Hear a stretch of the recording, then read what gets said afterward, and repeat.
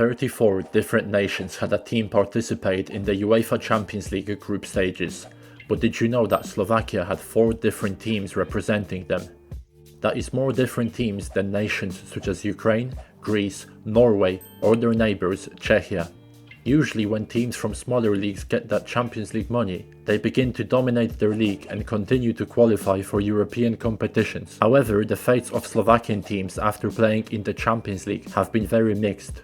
The final of the 97-98 Champions League was contested between Real Madrid and Juventus, with legendary players on both sides like Del Piero, Zidane, Edgar Davids, Roberto Carlos and many more. But before reaching the final, Juventus played in the group stage with FC Kosice, who were the first team from Slovakia to qualify for the Champions League. Kosice got to play in the Champions League qualifiers as they won the Slovakian league in the 96-97 season, and it was the first time they ever did it. They qualified for the group stage by beating this Icelandic team, whose name I will not even try to pronounce, and then edging out Spartak Moscow 2-1 on aggregate. Unfortunately, their squad wasn't quite at the level required to truly compete. Playing against players such as Van Bronckhorst, Ryan Giggs, Andy Cole or Zidane was too much for them. They lost every one of their 6 group stage fixtures, and because of that, the club entered the history books by becoming the first team to score 0 points in the group stage.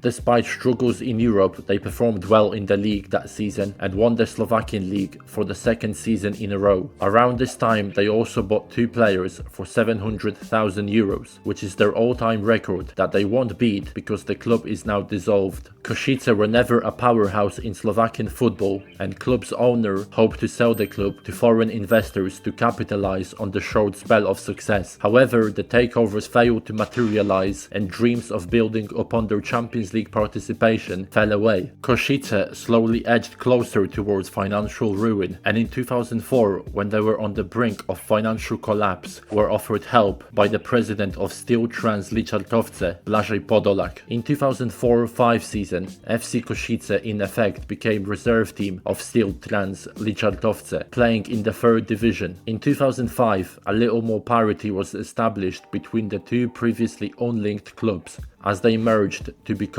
MFK Kosice.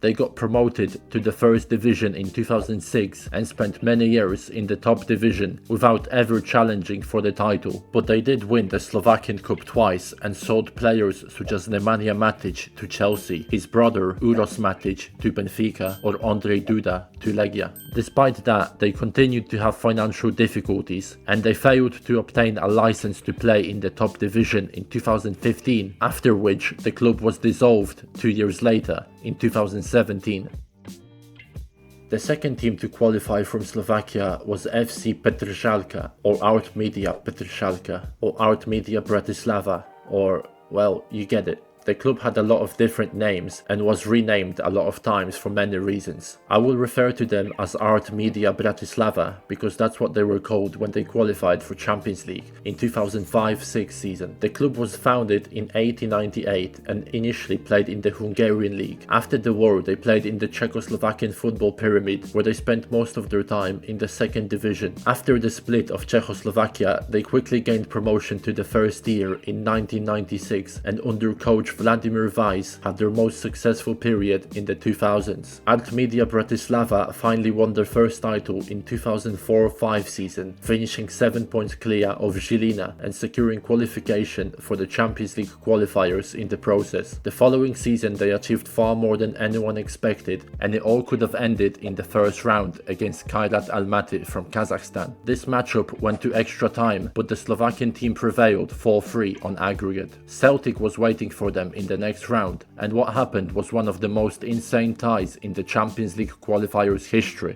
Artmedia, whose whole squad was valued at 12 million, nearly 6 times less than Celtic, destroyed the Scottish side 5-0 at home. Celtic though didn't want to give up and went all out in the 2nd leg, scoring goal after goal, but Artmedia's advantage from the 1st leg was enough and they ended up going through to the next round with a 5-4 scoreline on aggregate. In the final qualifying round, Artmedia managed managed to beat another tough team, this time Partizan, on penalties after 2 games without goals. Thanks to this win, they became the second team from Slovakia to reach the Champions League group stage. Artmedia were drawn into a group with Inter, Porto and Rangers. You would think this is where their miracle run ends. Well, you would be wrong. The Slovakian side achieved some good results, drawing twice with Rangers, as well as beating the champions from the previous edition, FC Porto. Those results allowed them to finish in 3rd place and continue playing in the UEFA Cup. In the UEFA Cup, they lost in the round of 32 to a team from Bulgaria,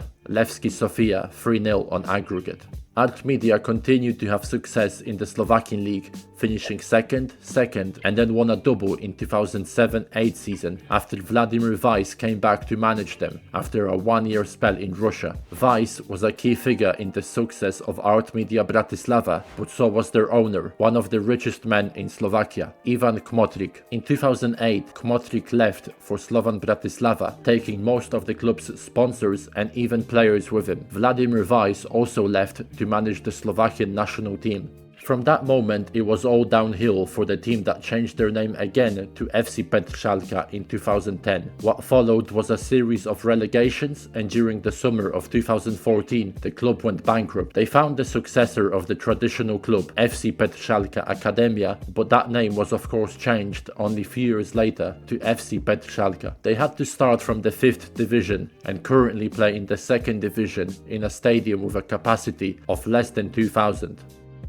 As Petrzalka were going through tough times, MSK Zilina were enjoying European success. Zilina were one of the most consistent sides in the 2000s, finishing in the top 3 in 7 out of 10 seasons. They reached the European group stages for the first time in 2008-9 season when they played in the UEFA Cup. Their next goal was Champions League group stages, and they achieved that 2 years later after beating teams from Malta, Bulgaria and finally a side from their neighbouring country, Sparta Prague, in the playoff round. After drawing Chelsea, Marseille and Spartak Moscow, they would have hoped that they can perform like Artmedia, but they performed more like Kosice, if not worse. They finished without any points and conceded 19 goals. The most brutal defeat was the 7-0 loss at home to Marseille, but it's not really surprising considering Zilina's squad was worth many times less than the rivals.